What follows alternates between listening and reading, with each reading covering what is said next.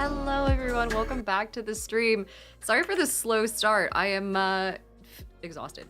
Oh my gosh, also I need to, there we go, actually be on Wi-Fi in order to stream. Sorry, things are wild over here, mostly because I slept for like 12 hours last night, and not gonna lie, could have made it like 17. I might go back to bed after this. I don't know what's wrong with me. As soon as I was talking to someone about it, they were like, girl, that's depression. The depression is, that's what that means. And I was like, it's not, but I get where people are coming from. So I don't know what's been happening. The dot is still with us. Yeah, I think my package got delayed, the one that has the dummy battery for the new camera. So we're still waiting on that. Not just as seasonal Sundays. I'm not sad though. I'm very okay. I'm just fucking eepy. I'm tired as hell. I don't know what's been going on. Nimbus says you and I had the same day. Yeah, I like woke up and I was just fucking tired. Cashco said might also be getting sick. I am trying to get over getting sick. I'm on like the other end of being sick, I thought. Also, Viper says, are we sure we've had our math right? I've been here for 20 months. Oh my god, hi, welcome back for 20 months, Viper. Hello, welcome in. Let's see, 8604, welcome. Good to see you. We don't have too many plans today. I figured I would go through and do some snack taste tests because one of you guys, I don't know who because Throne wasn't working when I tried to check. Nodster says, not type 20, but at 17. Oh my god, Nodster, welcome back for your 17th month. ST3R. And then also Skulter says Twitch, baby. Hi, Skulter, welcome back. It's good to see you. Hello. Thank you guys so much for all the subs. Thank you for all the new followers. We had some new people pop in. Broomball Dude wanted me to hydrate, which I could do real fast. We've got the YouTube water bottle, so we're doing good. 55 streams in a row from Nodster. Andresh Mondre is on 20 streams in a row. Hello. Christoph's on a 25 stream streak. T. Haas is also followed for the first time. We've got a hype train incoming already. Solid start. Thank you guys so much for being here.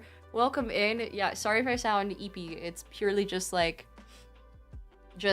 I don't know. I've just been sleepy as hell. Nodster says, oh, just Instagram not live, TikTok is live. Okay, hold on. Instagram is not.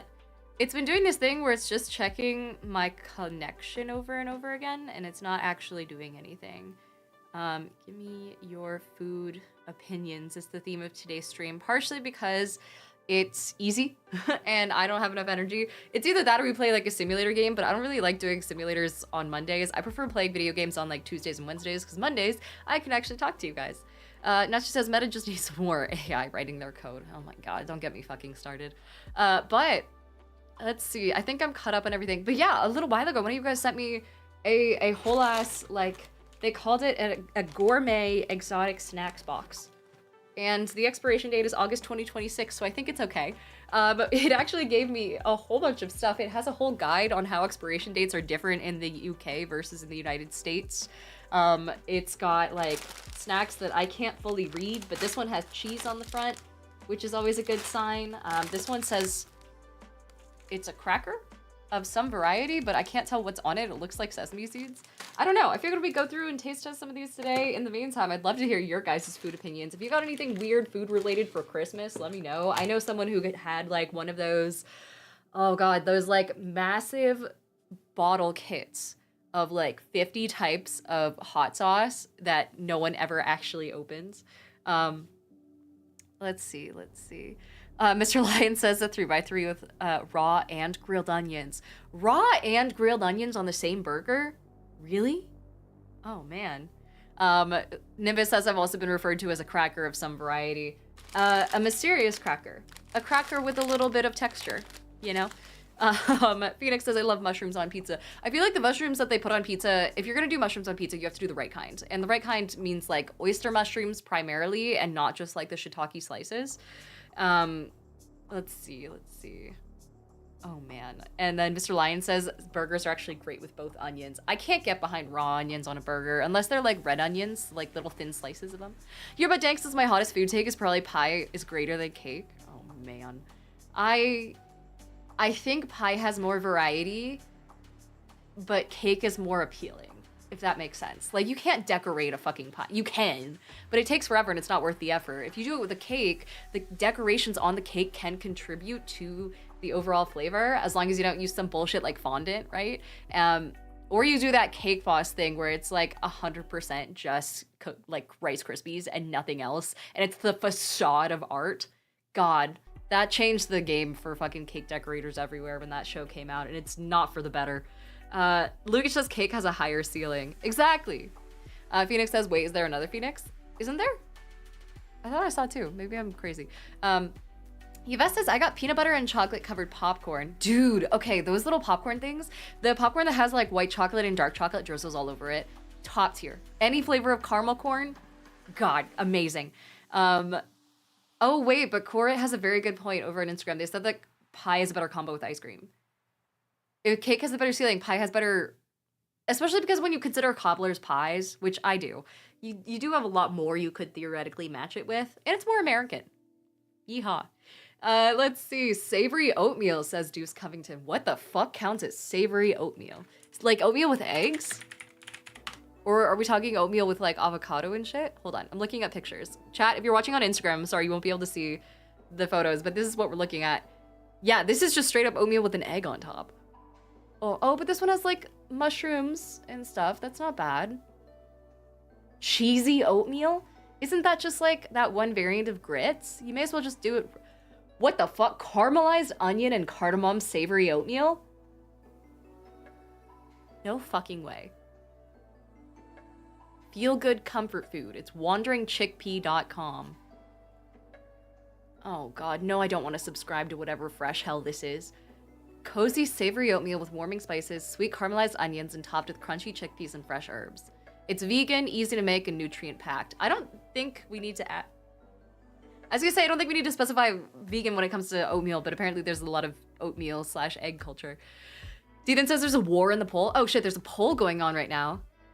Oh my god, deciding on what the best kind of pasta shape is? Hold on, pasta shapes. I'm feeling more awake now. I feel like my neurons are really firing on this. So there's a whole chart of like the different types of pasta shapes. And they have different purposes. Anyone who tells you that there's one overall best one they're fucking with you, and they're either intentionally getting shit wrong or they're just so ignorant that they've never had more than like, you know, fucking boxed mac and cheese before in their life. That being said, there are some objectively bad shapes. One of which is Rotel. Someone says Spiral. Spiral's good because Spiral holds on to the sauce.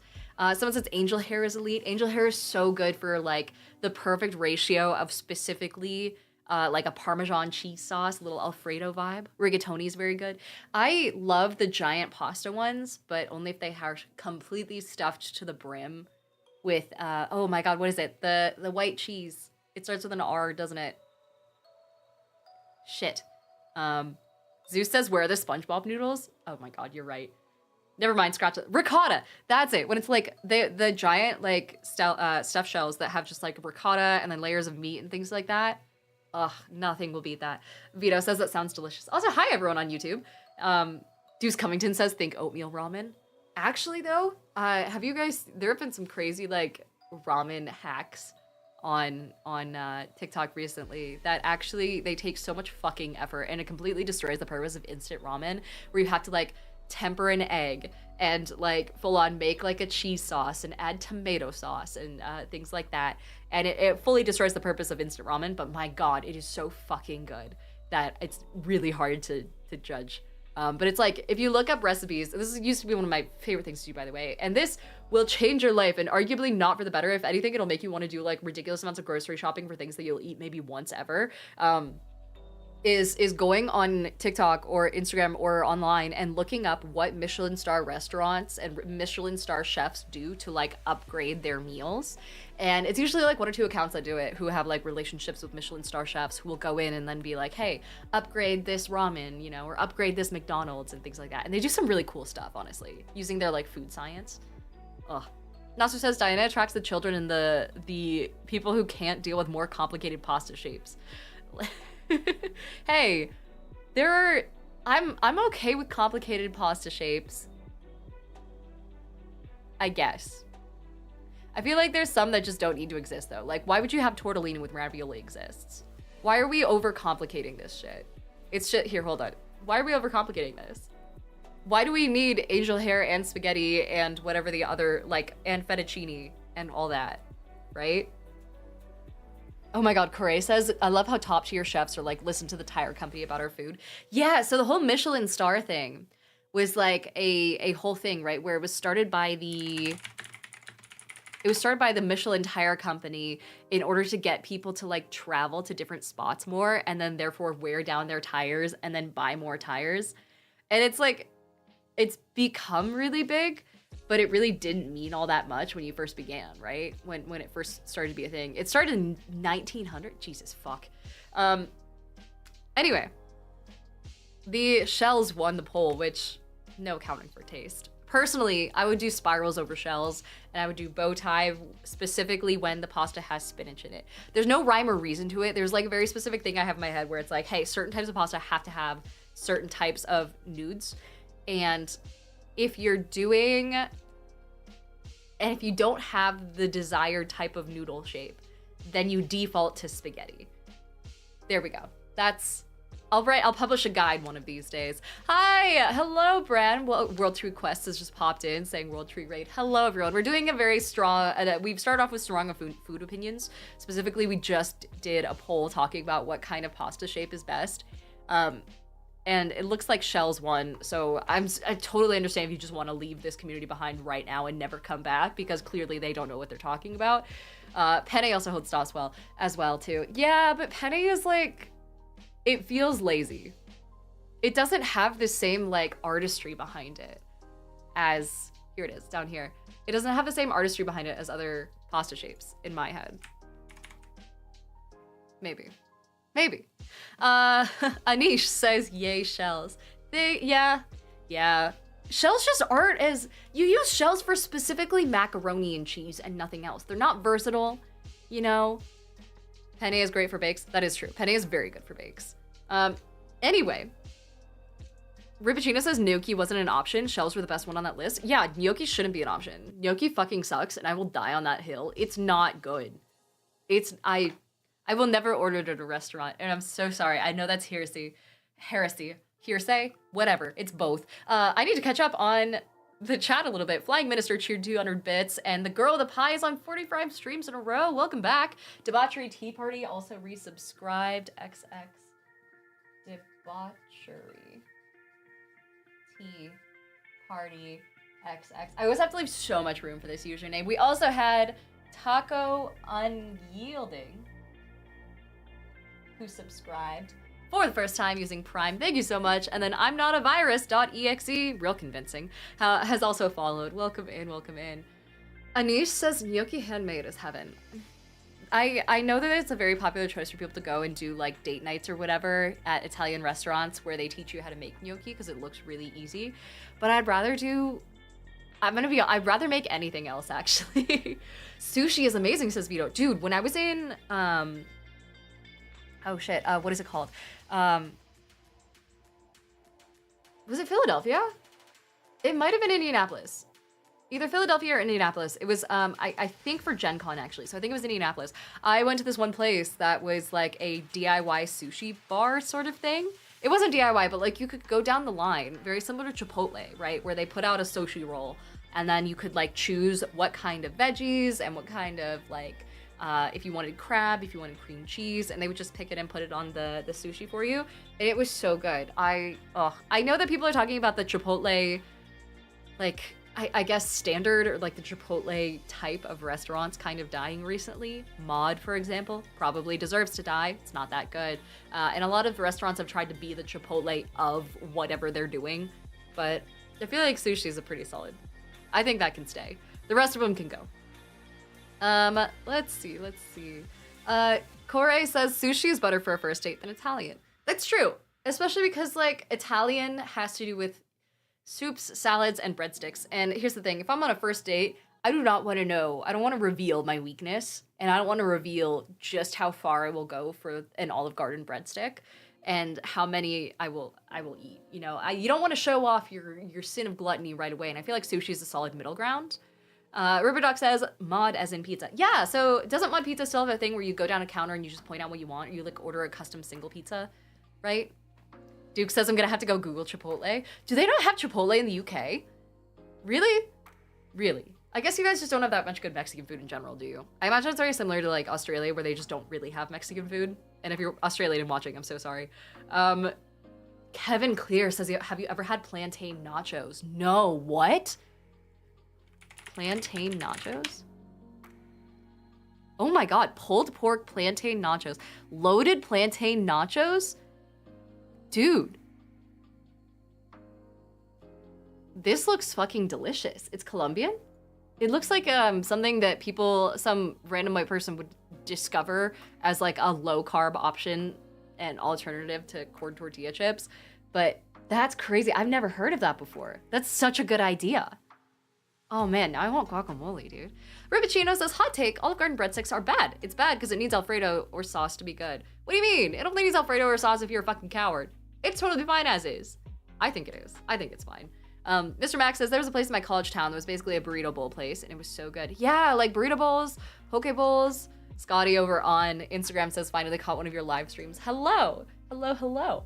And then Kevin says it doesn't taste weird at all. I would say if I had to choose between like hip variants of nachos that have come out in the past like year, oh my God, what are they called? Is it savory nachos? No. It might be...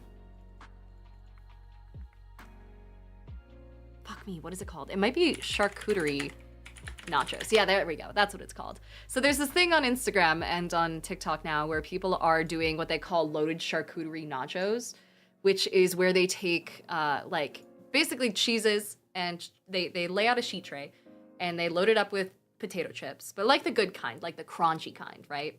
Then they add shredded cheese over the top, little slices of brie, little bits of like prosciutto and salami and things like that. Anything that you put on a charcuterie board, and then they lay it out over the chips. They add a little bit of like honey, like a little drizzle, sometimes some jam. And it looks so fucking good. Sometimes people will do it with caviar too, and they'll just go completely apeshit. They'll do like balsamic vinegar, like drizzle all over it. It looks amazing. No, Instagram, I don't want to log in. I don't know. I think it looks cool. Yeti says fancy girl nachos. Yeah, it always looks like it's being made in the nicest kitchen known to man. Natsu says they just saw the goal as a new houseplant. Are you on a list? So here's the thing. I rehoused. I didn't give them a new house. I probably should have. A couple of my plants recently. And so far the survival rate for them has not been good. I'm dressed like a peasant today, by the way, purely for the sake of coziness. It's laziness, that's why. This is exhibit A, where you can see that most of the strands themselves are dying, withered. It's not an underwatering thing and it's not an overwatering thing. I know how to water my plants in the winter. I guess I just don't know how to keep them alive long enough to absorb the water. Some of the stalks are actually pretty rigid and healthy, but for the most part, the ones that are the most rigid and healthy and the most pretty ones that are standing straight up are also still dying. Like this is what's happening. Nasser says possibly just sunlight. Yeah, I think it is a sun thing, but there's nothing I can do about that. It's winter, you know? I don't know. Like, this isn't supposed to be happening. Rest in peace. Worst case scenario if things get really, really bad. The problem is they're, like, balding up here, too, so I do think it's a sun or nutrient thing. They're balding up here, so they're just getting naked, like, up to a long strand, and then they're only growing new plants at the very end, which means eventually I'm gonna have to chop this up and propagate it so it actually gets leafy up here, which will take forever. Someone says worm casings work well. Oh, shit, can you add those to houseplants? You just, like, I don't know what worm castings really look like. Icerbus says a UV light bulb as well. I have a couple of them. You guys actually sent some from my wish list a little while ago, but they're more for sprouts. They're for like tiny plants. These ones are too big. I could install more. I could try installing more. It's probably worth it too at this point because I'm spending so much money on plants. Viper says Lego plants. That's all we're getting you from here on out. Hey! Oh, someone else says crushed eggshells? Okay. Does that really work? Hold on. Crushed eggshells. For plants. Crushed eggshells add calcium to the soil, benefiting plants like tomatoes, peppers, and roses, and also deters insects. Oh, it's good for alkaline plants. I don't know if a normal houseplant would work that way. It looks like it works well for... Let's see. Correct way to use eggshells for plants. Oh, cool. Okay, so you boil your eggs in water, which is great. I need to make some soft boiled eggs anyway. And the eggshells themselves can be beneficial for houseplants. How do you do this?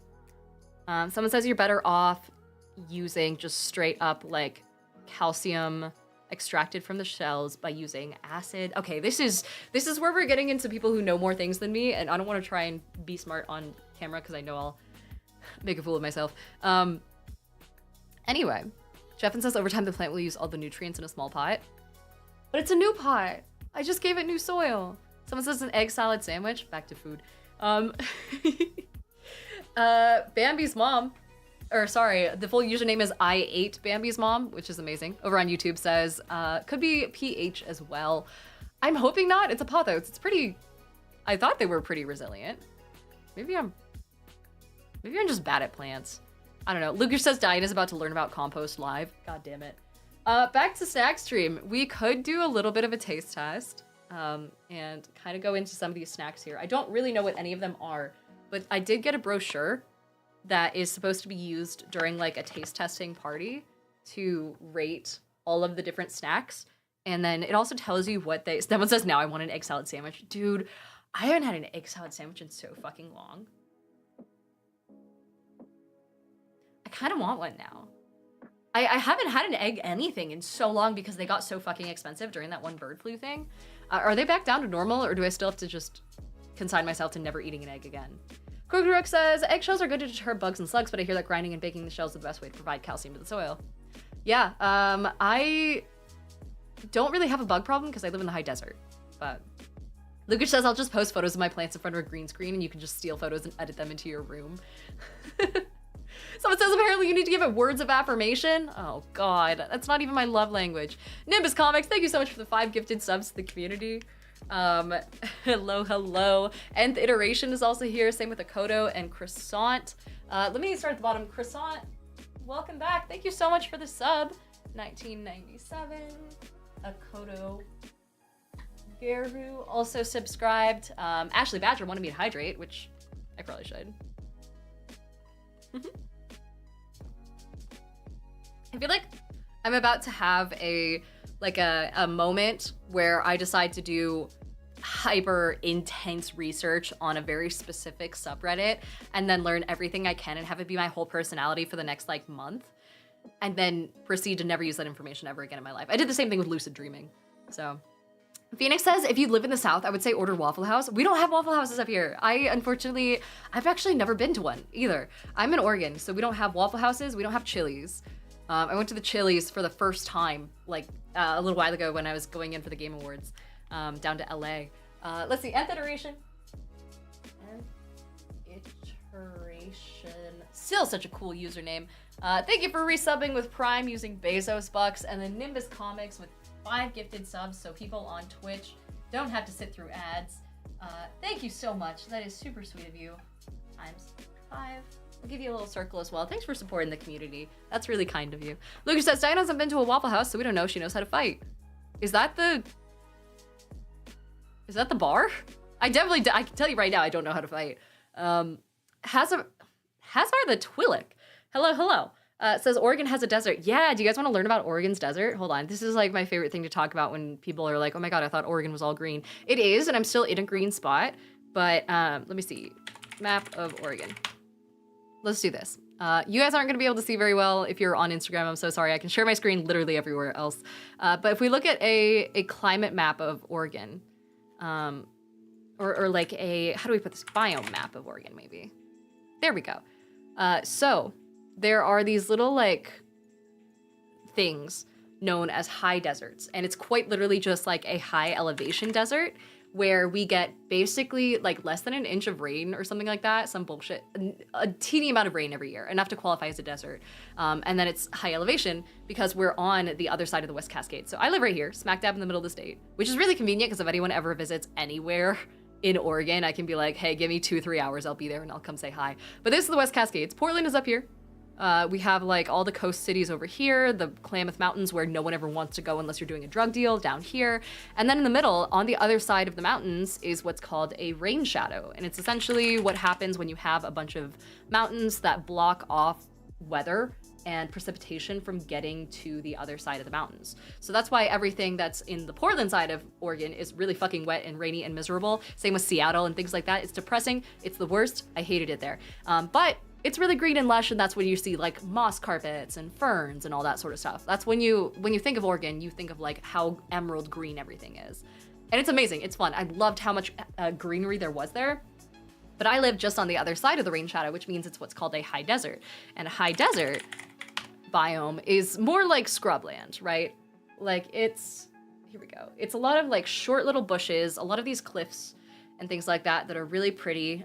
Smith Rock is probably the most like picturesque spot around here that you can easily drive to, where it's like this gorgeous river cutting through a bunch of like cliffs, and you can hike up the mountains and you can wander along and wade in the river and all that sort of stuff.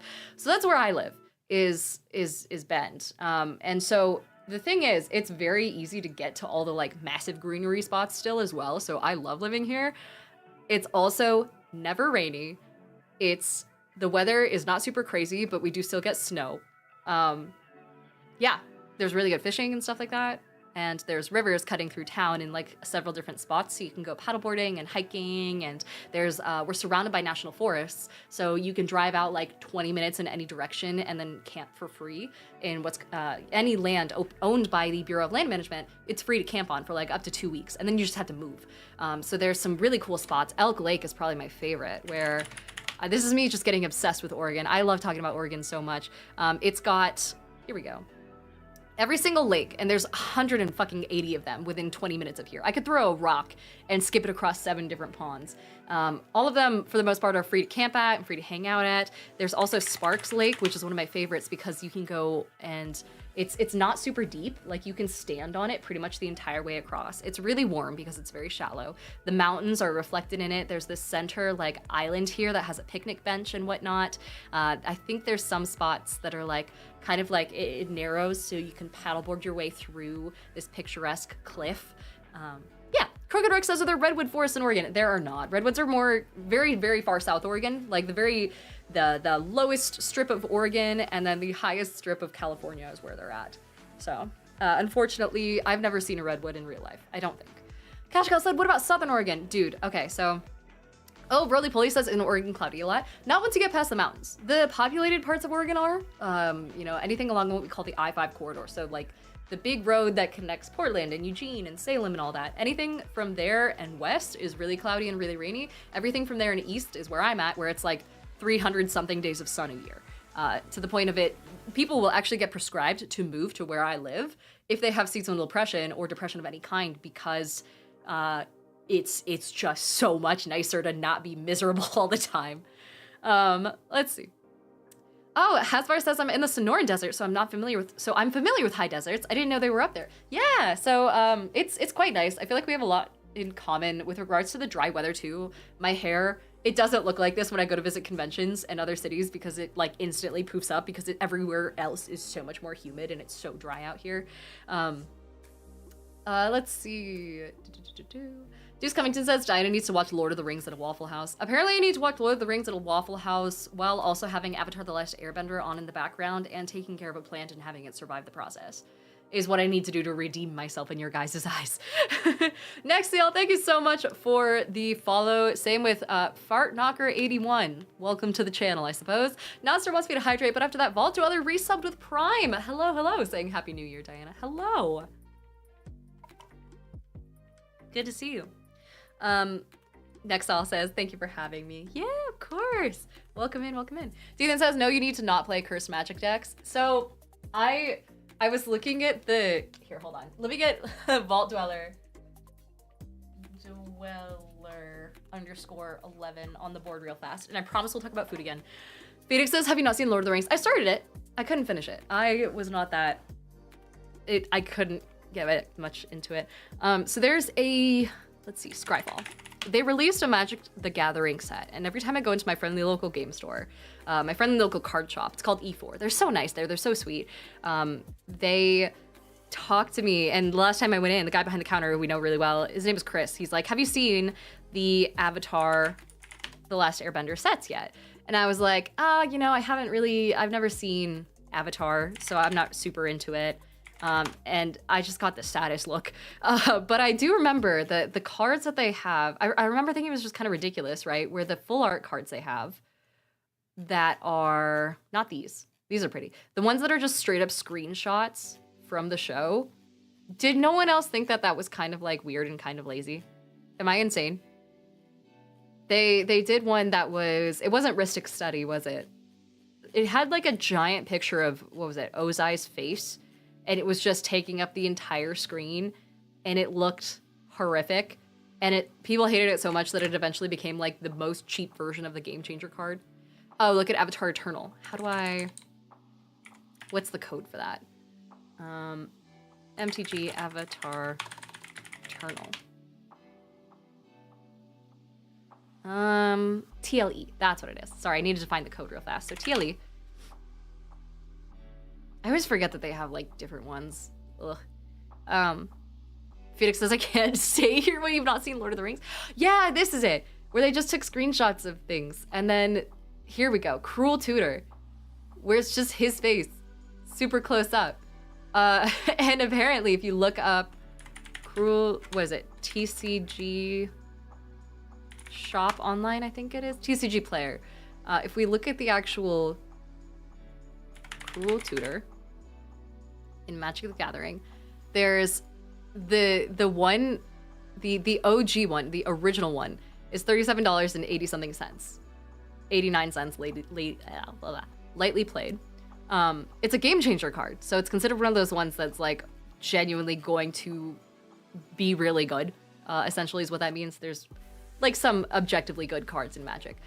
The one that has this fucker's face on it is like barely $10. That's how much people don't like it. Trodian says, yeah, that's not great. Yeah, I just don't get why. Maybe it's something that they do a lot.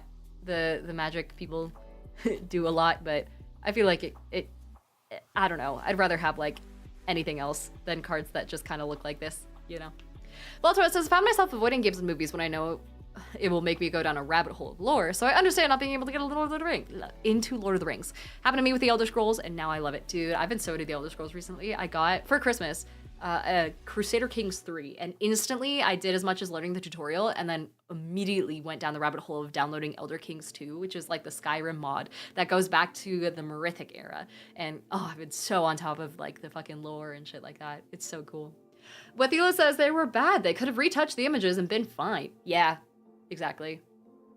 I don't know. Decent Lizard says they did the same thing for the Final Fantasy set for some reprints and it looked funky. I just don't get who it appeals to. Even the font choice, the fact that it's like they had to buff up how much like border they put on all of the words to make sure it's still readable against the backdrops that they're choosing and all that. I don't know. Anyway, we're talking about food. I do kind of want to try some of these little bits and pieces. Should I just... I could reach into the box at random and pick something out and try and figure out what it's like. This is just gonna be a side thing for today's stream. I am Bambi's mom, or I ate Bambi's mom, sorry. Says Universes Beyond is meh. Screenshot Universes Beyond is just completely lazy corporate BS. I know. I have seen some people talking about Lorwyn and stuff though recently. Natsu says use the tasting notes that go with the list. Okay, hold on. I got the 9 Cat Tat, the original Findicly Cremali Gofret. Whatever that means. It looks like it's hazelnut based, so I'm guessing it's gonna be some Nutella vibes. It's very square. This reminds me of the squares of cracker that I got when I was doing MRE taste test streams. Luke says I found out who sent the box. Who sent the box? Wait, who was it? Are they here? Hato says, are you eating the snack boxes today? Yes, yeah, hi, was that you? I couldn't figure it out because Throne wasn't working. But yeah, it looks like wafer cookies. It looks like the same vibe as like, God, what do you call them? Nutty Buddies from Little Debbie, I think it is. The description, 9 layers of crunchy wafers combined with rich hazelnut cream. Nutty, crispy, and deliciously indulgent. This is gonna be the snack that keeps the crunch going bite after bite. Huh. I'm not a huge fan of crunchy sweet snacks, but I also can't read any of the nutrition facts, so we're going in blind here. Duke says it being the original suggests that there are other versions. Oh. Imagine, I feel like a strawberry wafer is always a good idea. Hato says I was trying to do for Australia, tried for Australian snacks, but Throne failed. Throne has been, I don't know what's been happening recently. Okay, let's take this out and hope that it's not just one giant fucking brick. So far, it's looking like it, though. Hold on. Ugh. Nth Iteration says, anyone else hate the way that food reviews / taste guides are written? I'm noticing an increasing amount of them written by AI, and it's just like the most nonsense. It doesn't compare the food to anything that anyone would know. It doesn't talk about, oh, it's like Legos. Dude, I could make a little house out of these. Hold on. I'm gonna make 9 cat Stonehenge real fast. And then we'll continue with the actual stream. Someone says Diana size. I do have the teeniest stomach capacity to demand. That is my problem, though. Christoph says Nutty Buddies would be a great name for a dating app. You guys don't know Nutty Buddies? Hold on. Nutty Buddies. Maybe I should turn safe search on. There we go. Yeah, Nutty Buddies from, is it Little Debbie? It is. These were the most, like, old person snack when I was a kid, but it was all my dad would buy. Here we go. I'm gonna fuck up my desk with, like, a Nature Valley bar equivalent of nonsense doing this. Aha. Duke says, I don't hate them because it reminds me of wine descriptions and I'm a wanker. You know, each to their own. God, this is real bad for crumbs. I made Stonehenge. Crooked Rook says I was obsessed with this in high school. It was okay, but it was just like instant. It was so dehydrating. It wasn't fun, you know? It didn't even have like frosting. It just had little bits of chocolate. It was boring. It was lazy. But here we go. Cheers.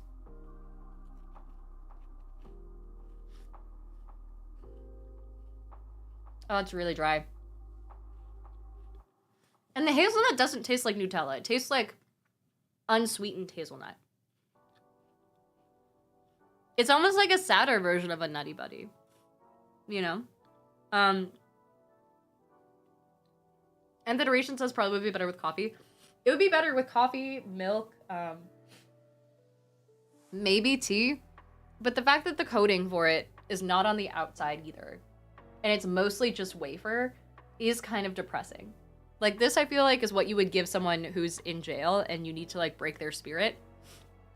Crooked Rook says, Little Debbie broke up my parents' marriage? Okay, I'm gonna need so much explanation. What do you mean? Did she... Weird. Oh, Night Shift Loser says, it's less sweet because it lacks American food additives. Does it say where it's from? It looks German, so I'm assuming it's also just the German way. Also, Mr. Thompson says, hear me out, there's a tier list when it comes to nut and wafer snacks. There's a joke in there somewhere.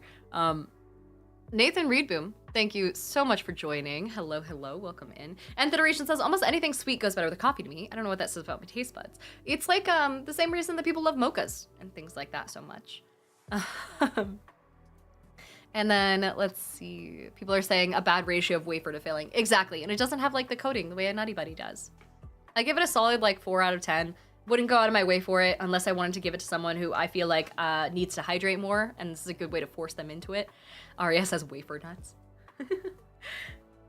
Let's try something else at random. Oh, this is different to, God, what was this called? So this was called 9 Cat Tat. Here instead has, we have Cat Cat Tat, which is an entirely different thing and might potentially be from a completely different country. It's also Ulker brand. Oh yeah, they're both Ulker brand, so I'm guessing it is German. It's a puff pastry with strawberry sauce. Oh, it's kind of like those little things that you get at like McDonald's. Those little like strawberry cakes. Also, Yerba Dank says, is it meant to be dipped in coffee and tea? Well, the packaging didn't have any coffee and tea on it. I'm holding it like this because I don't want to spill the massive amount of crumbs that are inside all over my desk. Jayhawk says a tier list. I wonder what qualifies as a top tier nut. Listen, I've had a couple top tier nuts in my life, and I stand by that. Yeah, a Pop-Tart in biscuit form, says Notster. Indeed. It's kind of like blurry. It's gonna be hard to show on camera, but like that's not exactly a high quality picture. Let's see. Oh. Oh, it's a really crumbly puff pastry. Do the Germans not like to have anything that has actual moisture in it? Oh, man. Oh, God. Wizard Style says Ulker is Turkish, but it could be from Germany because it's commonly sold in Turkish shops. This is, yeah, Cashell's right. It's just hardtack. This is so dry. It's scattered crumbs fucking everywhere. Nature Valley bars need to learn a thing or two from Turkish snacks, I suppose. Dry as an Oregon desert. Yeah, I guess. This is awful. I mean, it looks great as far as puff pastry goes, but even puff pastry fresh is not this crumbly. I've got it all over my pajamas. God damn it. My pajamas. I'm afraid to try it because I don't want to knock crumbs into my computer. But yeah, I can hydrate real fast. Also, Thoroughbred, welcome in. Nth iteration says Nature Valley, aka the crumbs fucking everywhere bar. Yeah. Oh, and Duke says they're all biscuit adjacent, so coffee or tea is just assumed. Yeah, the keyboard crumbs are real bad. I'll do a small nibble. And I'll try not to make it worse. I can like hear the amount of crumbs inside just shifting. It's supposed to be strawberry.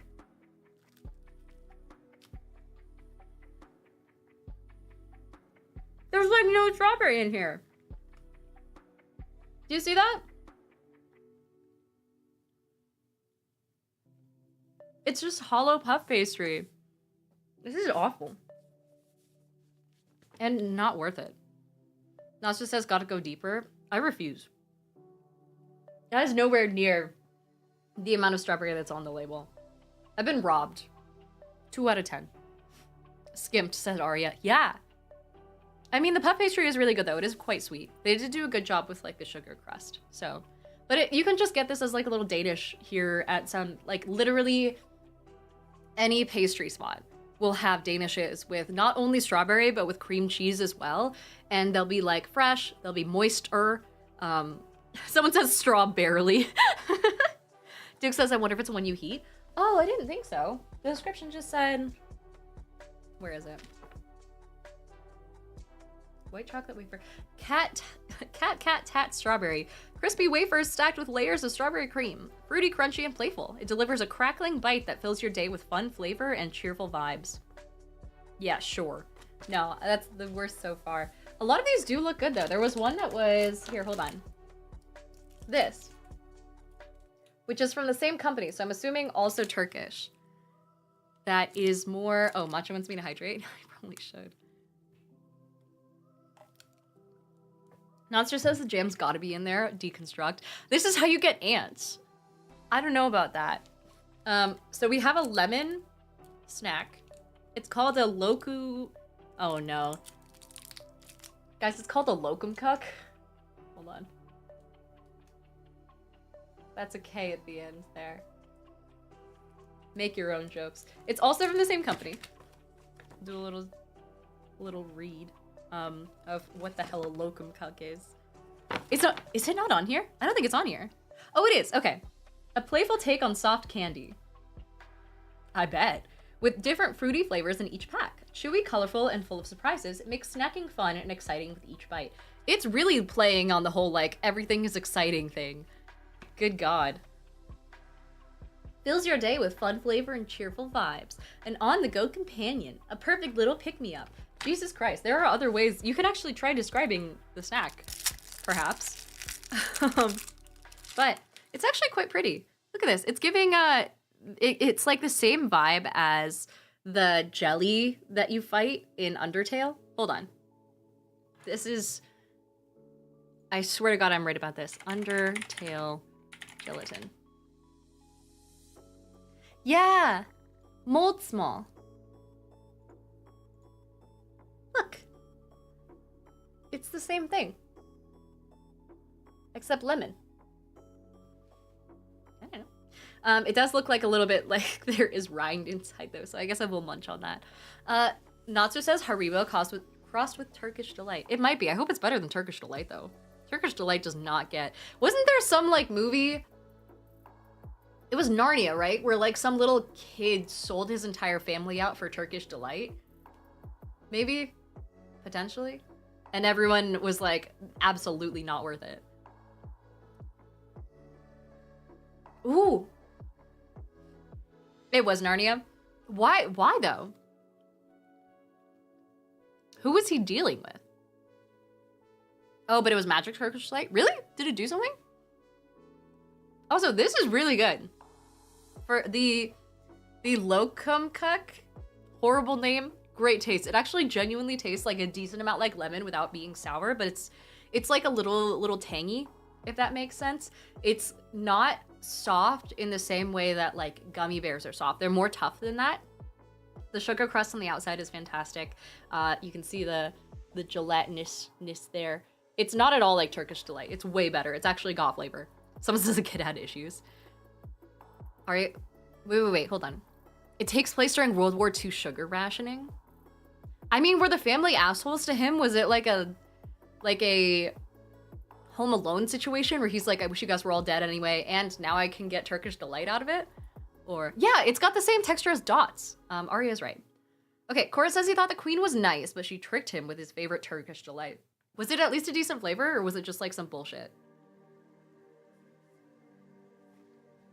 Top tier. This is actually really good. I kind of wish we had these.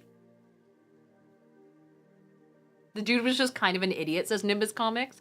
Oh.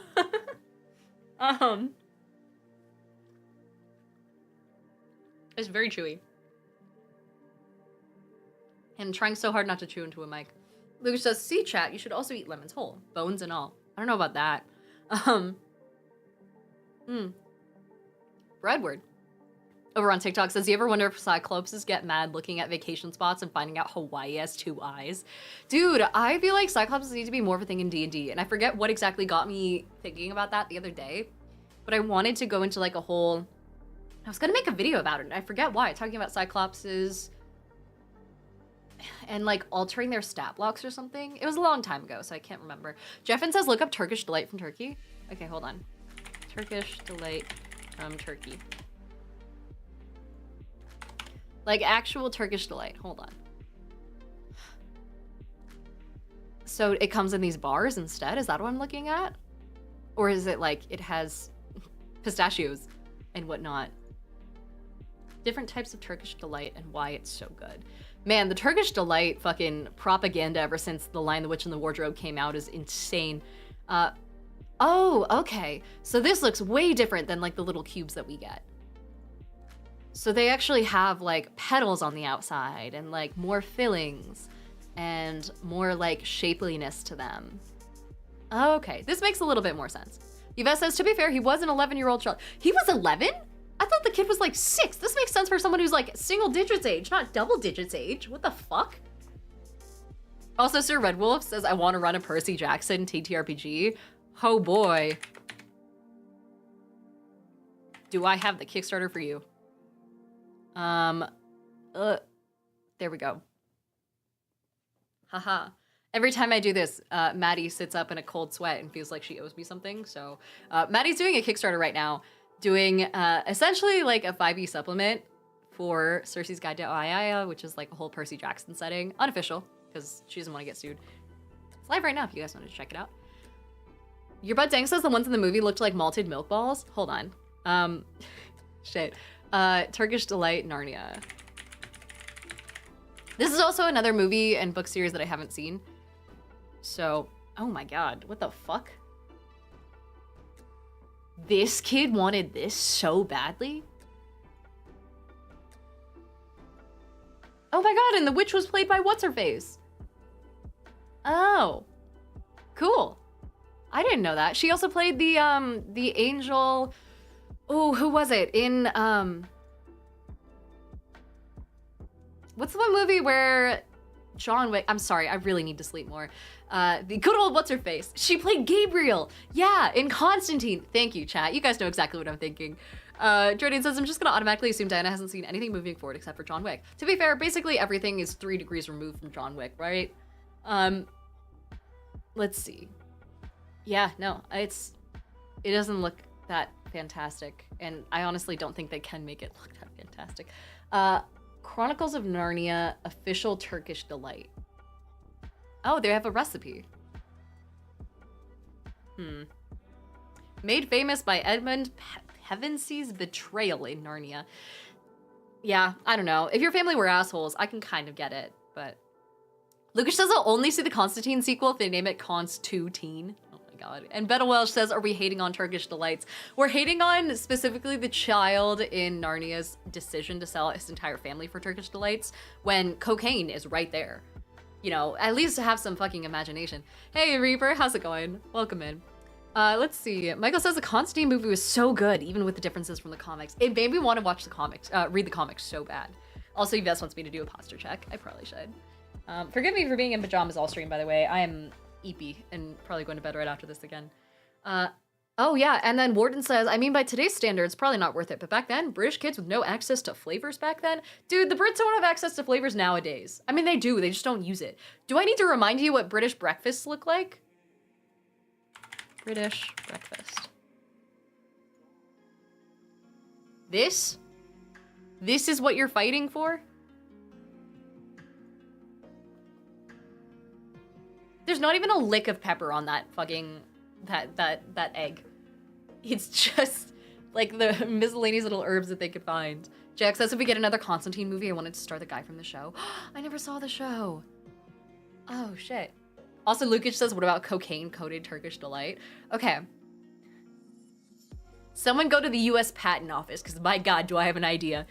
And Federation says they never left World War II as far as flavors go. Yeah, I remember being so disappointed. I got stuck overnight after missing a flight from Switzerland back when I was heading through with an ex of mine. We had to... Love this guy to death. He didn't realize that you have to go through security every single time you switch countries when you're flying, and so he booked all their flights.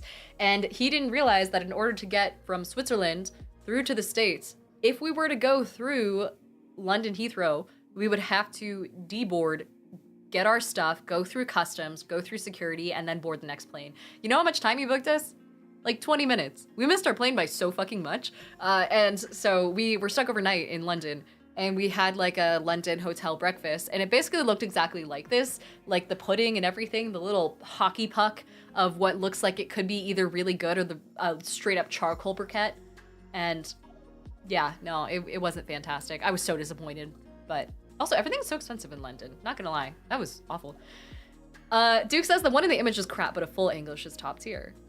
What's different about this versus, hold on, full English? Full English. Dude, this reminds me of one of my favorite things to ask people, which is if you could have anything be your, oh my god. This is what I got when I Googled a full English. Fried eggs, sausages, beans, the most important part, proper bacon, mushrooms, tomatoes, and blood pudding. Blood pudding is overhyped, but maybe you had to grow up with it. I will admit that maybe I just don't have the palate for it. I don't know. Aishi, welcome back. Hello, hello, having resubscribed. Hi, oh my god, welcome to the board. HT. Thank you for being here, welcome back. And Nimbus suggested a poll saying which movie is the most John Wick according to Diana's degrees of separation. Lord of the Rings, Jurassic Park, or Narnia? Does Jurassic Park have John Leguizamo in it? Or am I hallucinating? Also, Sir Red Wolf says the essential morning tipple. What the fuck is a morning tipple? I'm afraid to Google it. Lucas says fried bread, toast, literally just toast. It is just toast. I can't even tell what's in the actual mug above it. It doesn't look like there's any liquid. But to be fair, a nice like roasted tomato, I'm kind of here for that. A little bit of salt, you know? Unfortunately, the Brits don't know anything about spices of any kind, so I fear that they don't know what salt is. Star Wars, oh man. Star Wars could also be on the poll. What was I talking about? Oh my god, yeah. One of my favorite things to ask. Okay, this is a great, feel free to steal this dinner topic, this like conversation starter. If you could have anything be your personal version of a communion wafer and communion wine, what would it be? Because I'm personally leaning towards White Monster, and I don't know what I do for my wafer yet, but I'm thinking on it.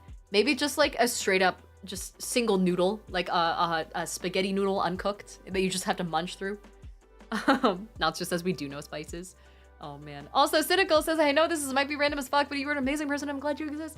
Thank you, Cynical. It's not random at all. I appreciate you. Also, I know I'm really late on last month's YouTube video on board games. I promise I'll get it out at some point this week. At least for members. Reaper, welcome back for your third stream in a row. We also have Shrek for Life 20 who followed. Welcome in. H2 says Pepper Jack Cheez-It. Just a single, dude, a Cheez-It is such a good idea for a communion wafer. Holy shit, that's actually really fucking smart. And a Fairlife chocolate milk. Oh man, imagine taking that communion and being lactose intolerant though. Sourdough bread and oolong tea. Oh, someone also said a fruit roll-up and Red Bull. A Monster Energy drink and gummy bears is a very good idea. I feel like communion would be way more fun if it was like, oh my god, can you imagine? Cut the music. Can you imagine Pop Rocks as a communion wafer? Where you're just like sitting in the middle of church on your pew and then all around you is just like the crackling sounds of Pop Rocks going off? Your communion wafer is a fucking, a Mentos. And then you have to drop it into the communion wine, which is of course Diet Pepsi. Pop Rocks and Sprite, yeah. Coke and Mentos, exactly. Deuce Covington says, in a regularly shaped morsel of hard cheeses and a splash of good scotch. Ooh, that actually sounds good though. Fuck, like if you switched out the cheese every now and then too. Oh, that'd be so cool. Tad says wasabi chocolate and Coke Black. What the fuck is Coke Black? Jordan says a French fry and bourbon. Oh my god, a singular French fry? What if you did like a singular McDonald's hash brown as a communion wafer? Everyone's just munching and having breakfast at the beginning of their Sunday. And Iteration says, what about one of those sour shocker candies and lemon juice? You can just say you hate us. It's okay. Duke says a blini with salmon and roe and then bubbly. Oh my god. Popping champagne for communion? I'm just saying, if I were to start a religion, there's way better ways to do it. Tat says Coke Black is a mixture of Coke and coffee. They don't make it anymore. Jesus, I wonder why.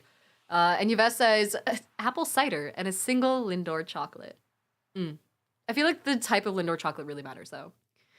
Let's see. Vault Dweller says waffle fries and a milkshake. Can you imagine everyone coming away from the communion line with a milk mustache? It'd be like those Got Milk commercials, but with actual scripting.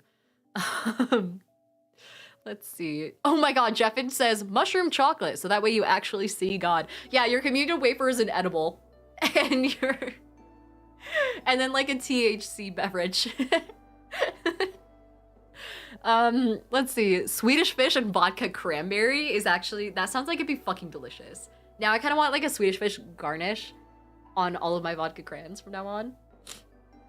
Let's say, oh my god, Ashenwork says actually gummy and a bev would slap. Yeah, Tat says microdosing the flock. What if you do it so that only one person has like a real like dose and then everything else is fake? Thoughts? Concerns? Lots of concerns. Let's see. Oh, hey, Iris Luna Hunter, welcome in.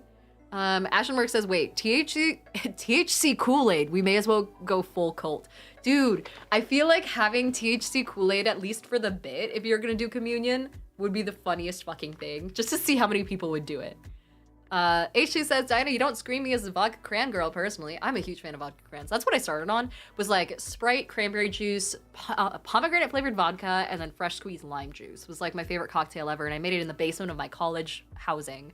And it was so good and it hid the vodka so fucking well. Especially because we used like Deep Eddy pomegranate vodka. If you've never had Deep Eddy before, it tastes just straight up like juice and it's still 15%. It's so good. You can drink it straight. I actually went to a New Year's party last week and so many people were wandering around like sipping champagne, eating hors d'oeuvres, having little chips and guac, and then exactly one frat dude with the classic like Bend, Oregon, I'm a firefighter and I work on the mountain in the off season fucking mustache was wandering around with a whole handle of Deep Eddy lemonade vodka and just chugging out of it.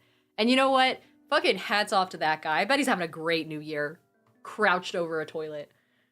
Yves says root beer and deep fried ice cream for a root beer float from hell. Oh, and Sir Daddy says next you'll suggest communion roulette. No one knows who's getting the poison. Oh my god. Someone says a fudge stripe cookie and a milkshake. Wait, that's actually really fucking solid. Oh wait, and then Cynical Chicken says I started my drinking on a Shirley Temple with alcohol and called it a Dirty Shirley. Oh yeah, Dirty Shirley's 100% a real thing. I'm assuming it's vodka. I've never actually had one. I went straight to Moscow Mules are my usual. Jayhawk says bring your own communion, BYOC. Yeah, so vodka definitely has a taste, but like you can hide it really easily. It's one of those things that just like you don't have to. It's really easy to hide in a cocktail of basically any variety and any juice, you know. But yeah, I don't know. I think having Pop Rocks as like a makeshift communion wafer would be fucking funny. There's got to be other hilarious answers for the drink. Just like straight up a shot of. Oh my god, imagine having your communion wafer be Pop Rocks and your communion beverage, if you were to be a god or whatever, be like a Long Island iced tea. Shrek for Life says bong water. Oh god. End Iteration says Everclear. Because don't kids take communion? I'm not religious. Don't children do that sort of shit? And they like make kids line up to have sips of... Do they give them actual wine or do they give them like Martinelli's? Someone who's religious, tap in, let me know. Tat says Diet Coke and Mentos. Malort? Who the fuck said Malort? Catholics do? Lucas says, children do indeed drink Jesus blood. Yes. Dude, that must be a great day for those kids. Jeffin says it depends on the church. Oh, okay. Christoph says my communion would be a cheese stick and moonshine. Oh my god. Oh, and then End Iteration says it's wine, but it's barely alcoholic. Does it have to be a specific type of wine? Welcome to the stream where I share how little I know about actual religion. Is it like something where it has to be blessed or something like that? Iris says, I was raised Roman Catholic. They 100% gave us wine as kids, but it's an itty bitty sip. And then Shrek says it's probably cheap wine. Like barefoot. Can you imagine having like your communion? You go up, you wait in line and you go up to the front of the line and your pastor or vicar or whatever who looks suspiciously like David Tennant just turns and holds out a chalice and then pops it underneath a fucking boxed wine and then fills it up a little bit and then hands it to you and they're like, blessed be my child. And you're like, it tastes like shit. It's like buttery Chardonnay from a box. God. I feel like I need to make a skit about that now. About ridiculous sources of wine. End Federation says don't dog on cheap wine. That stuff got me through my 20s. So I have seen this thing. I talked to someone once. My college had a sort of like sommelier, not a sommelier class, but you could major or minor in food sciences. And as part of that, you could technically do like a little bit of a study into wines and winemaking because it was near the Willamette Valley. And a lot of kids got into brewing sciences and learned how to brew their own beer. And then they would share with absolutely fucking everyone on campus how to make their own beer at home, even though we were all underage. And so there were people doing it all over this place. The other thing that I saw was that there were kids who would, they were like 18, 19, who would learn how to become, or as soon as they became of age, they would learn how to become sommeliers at like a really low level. And so that way they could go to the store and pick out the best wine at whatever price range they were working with. And they could get like the absolute best cheap like wine to bring to like a party or something like that. And they'd be able to talk about it, which I think is the funniest fucking thing. And I think that's like a really solid use of a life skill like that. It makes me want to do it. I want to go like, if I could, I've said this before, if I could go back and study something else for college, it would 100% be like food sciences as opposed to whatever the hell I got into, zoology, which I never use. Hados says, what you lack in Christian knowledge, you make up for in Asmodeus lore. Yeah, I better. We're coming up to the culmination of our Chains of Asmodeus campaign on Maddie's server right now on her channels. It's intense. Shrek for Life says, wine and Gatorade is absolute class. Yeah, Gator wine. Here, hold on. This is a thing. We'll go back to the Turkish Delight discussions in a sec. Gator wine. Where you can take a specific type of Gatorade and then it's blue Gatorade. Whatever, Frost. Glacial Freeze. No one knows what it actually is. It's the blue one, right? And you mix it with wine and apparently just like, I guess, gives you more wine. I don't 100% know. There was like that, and then there was like the flavor. Remember, where people would mix, I think it was cucumber Gatorade and something else. Gatorade, let me see. I tried the viral The Flavor drink that's breaking everyone's brain. Yeah, it's Mike's Hard Cranberry and cucumber lime Gatorade. And it's, your tongue is like, there's a taste here. You're experiencing a flavor, but there's no flavor. and it tastes like something, but it tastes like nothing. And so people are saying that they tried it and they couldn't act. It was like weird. I don't know. There was that and Gator wine. They both came around at the same time, and people were saying that Gator wine was like shockingly good. Even sommeliers who were like TikTok famous for being sommeliers were like, okay, this is weird and I feel dirty saying it, but it's actually not bad. Let's see. Duke says, I can't imagine a uni party without cheap wine. Exactly. Roly Poly says, Gator wine. Yeah, it's gotta be blue Gator wine. That's what people are saying. Is it supposed to be specifically Pinot? Hold on. What's the recipe here? Okay. Gator wine is equal parts cheap red wine, so it has to be red. And then Gatorade. And people were saying they ended up laughing in surprise, and they'd rather drink it than Barefoot or Yellow Table. It was served in a chilled glass, and it also might work on the rocks. And someone said they repeatedly used it as a palate cleanser for other less successful drinks. Oh my god. Let's see. Oh my god, Cable Snarky says I live near a meadery. Mead is so good. Mead is fucking amazing. I had Nick and Nikki, I'm pretty sure it was, send me 4 bottles of mead a little while ago. It was like a season or 2 ago. Oh my god, it was so good. It was so good. I'm a huge fan of mead. That's like the only reason I go to the Ren Fair nowadays, is like to say hi to fans occasionally, to tromps around in like a cute little dress, and to try the mead. It was so fucking good. I need to come up with a better Ren Fair outfit this year. I'm running out of dresses. Let's see. Duke says, I do enjoy mead, but shit mead is really shit. I feel like if it has an aftertaste of like a cardboard box, you probably shouldn't be drinking it. That's kind of where I draw my line. Jeffin says, I was there 3,000 years ago with the original Four Loko with way too much booze and caffeine. It's actually legitimately on my bucket list to try the OG Four Loko. Let's see, a line of alcoholic beverages produced in Chicago. It usually formerly included caffeine. It's available in 49 states and 21 countries, but it's been the object of legal, ethical, and health concerns. Ethical? Legal, ethical, and health concerns related to the company marketing them to underage drinkers and the danger of combining alcohol and caffeine. After the beverage was banned in several states, a popular reintroduction in December 2010 removed the taurine, caffeine, and guarana as ingredients, and it's no longer marketed as an energy drink. Gotcha. So in 2009 and 2010 is when they kind of started like nerfing it, essentially. I kind of want to try an original. Especially because it's worth like 2 shots of alcohol and then 1 or 2 energy drinks worth of stuff inside, right? Lucas says ethical. They killed endangered loco birds to make it. Oh, it was more alcohol than that? Tat says people were getting really sick drinking it because the stimulants counters the drunk feeling, so people would drink way more than they normally would. That sounds like the same argument that they made against the like fucking Panera lemonade though. Someone says Sparks was another drink like Four Loko. Sparks, I've never heard of it. Sparks iced tea. Oh, it looks the exact same. This looks like a pre-workout almost. Goodness. Someone says I'm getting hungover with heart palpitations just looking at these. Have 1 for a fun night. Have 2 to lose friends. Oh God. I kind of want to. What was the actual containment? Okay, hold on. It ranges from 6% to 14% ABV, and the 4 and 4 Loko references its original recipe's 4 key ingredients, and is now attributed to a single 23.5 ounce can being the equivalent of 4 standard drinks. Oh, it's a misconception. Okay, I was like, there's no fucking way. It's actually the equivalent of 5.5 drinks. What? Wait, really? Holy shit.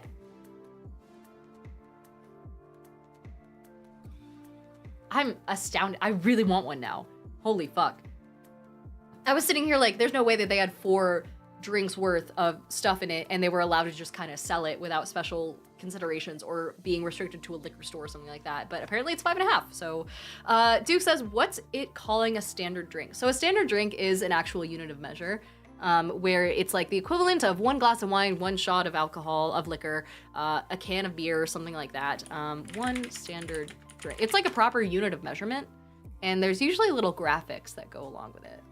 Yeah, here we go.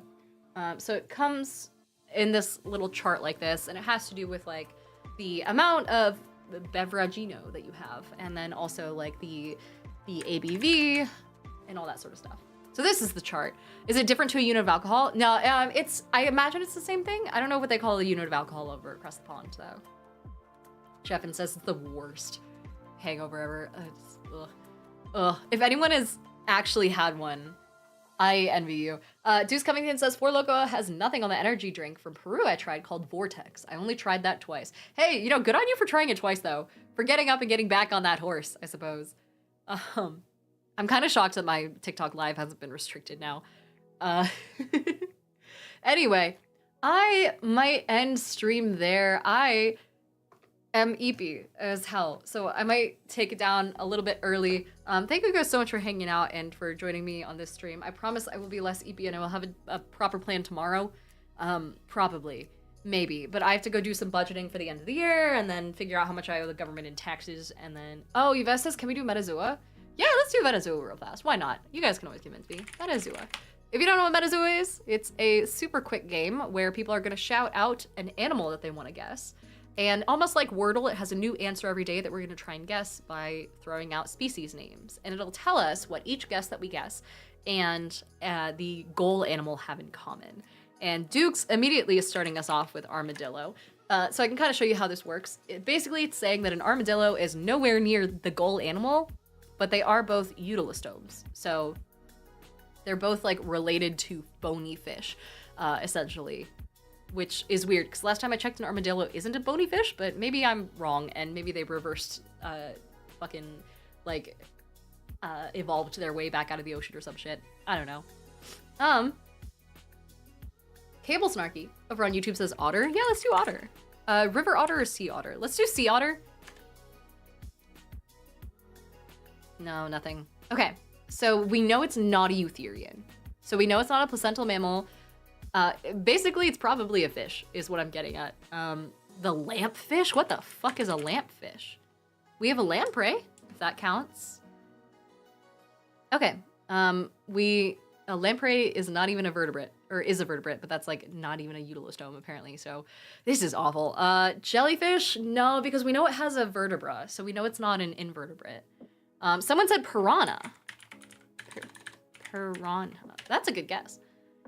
Hey, nailed it. So a piranha is a lot closer. It's a teleost fish, also known as one of the largest groups of ray-finned fishes, with 96% of all extant species of fish included in it. So we have a lot of fucking fish to guess at, I suppose. Deuce Covington says a pike. A pike? Let's see. No. Maybe? Oh yeah, it's a little bit closer. So we're looking at a Eutylostes in the family Eutylostomorpha, whose members are known as Eutylostes is a clade, sorry, not a family, of bony fishes within teleost that evolved some 240 million years ago, but the oldest known fossil remains are from the early Cretaceous. Okay. Six Squirrels is here for the first time. Hello, hello, throwing in a guess of a muskie. I don't know what that is, and I don't think doesn't look like they know what it is either. But Jeffin says a salmon. Jeffin's had some good luck in the past, so not a salmon. We have 14 more guesses. Barracuda is also a good guess, but oh hey, a little bit closer. So we're down to percomorphs. Percomorpha is an extremely large and diverse clade of ray-finned fish with more than 70,000 known species from both marine and freshwater ecosystems. It's the most speciose clade of extant vertebrates. God damn it. Okay, so basically it's telling us that there's a lot of fucking fish that we still need to guess through. It is a percomorph though. So think like, I guess, maybe tropical fish? Someone said triggerfish, which is not on here. A sailfish, also not on here. Swordfish might be a percomorph. It might not. Oh, okay. So we can rule out barracudas and swordfish. If we think like smaller ray-finned fish, like maybe a catfish. Catfish aren't ray-finned, are they? Let's try it. I don't know anything about fish, so your guess is as good as mine, chat. I studied a bunch of different types of animals, and basically everything that isn't a fish. So, a moray. Eels would be up here. They are not in this area of fish as far as I'm aware, so I don't think that'll be... Oh, whatever Dory is from Finding Nemo? Wait. Dory, fish species. A tang. Okay. Hold on. A tang. Oh, it's not on here? A blue tang? No, not on here. Shit. Koi? Carp. No, nothing. Ugh. So carp is up here with a catfish and a piranha. I'm guessing it's nowhere close to what we normally eat day to day. Blowfish is not on here. Oarfish is on here. I've never heard of that. But it's not it. I guess we're just throwing darts into a dartboard. Perch. Let's try perch. I think perch was genuinely one of the answers one time. No, not this time though. We are in the same species though, so something that's close to a perch. Which, I don't know, trout? Trout I think is closer to like pike and salmon, isn't it? Yeah, so I think it might be... Yeah, so it's part of the salmon family, so it's up here. We're guessing over here. Puffer fish? No. We have 6 guesses remaining. And we're like, we're firing all around it. Shit. Also, Yosoi FX says, hi Diana, good evening. Did you see the Lorwyn reveals today? I haven't looked at them much yet. Oh shit, that's the other thing I was gonna talk about. I bought a Lorwyn booster box, and I tried to like, I don't know. I'm excited for it. I don't know a whole lot about it. I don't know if I should spoil it for myself or just stay away from it, but I kind of want to, I don't know. COD. Oh yeah. I thought you guys were talking about Call of Duty as a hard left turn for a sec there. No, COD is not it. It's still back up here with Oarfish. God damn it, this is hard. Grouper. Grouper is not on here. Seahorse is not gonna be on there because it's a different... They aren't fish, are they? Are they? I don't deserve my degree. Angelfish, let's try seahorse. We'll see. Nope, nothing. This is insanely hard. I don't know anything about fucking fish, dude. Yeah, they're right there. So something that's relating to a seahorse, I suppose. Do we do like... lionfish, maybe? Lionfish. Lionfish isn't even on here. Have we tried pike? We have tried pike. Pike is over here. We know it's... The problem is these fish are basically all the same thing. There's not that many like distinguishing bits between their clades. Burn the hint. Let's try anchovy. It's not on here. Let's burn the hint. Let's see. So we can exchange 3 guesses to reveal a rank and get 1 closer, essentially, to where the goal creature is. Okay, so we know it's an Anabantarian, which doesn't help us because all fish are the fucking same. Damn it. Okay, Anabantaria. We know it's part of this family or clade or species.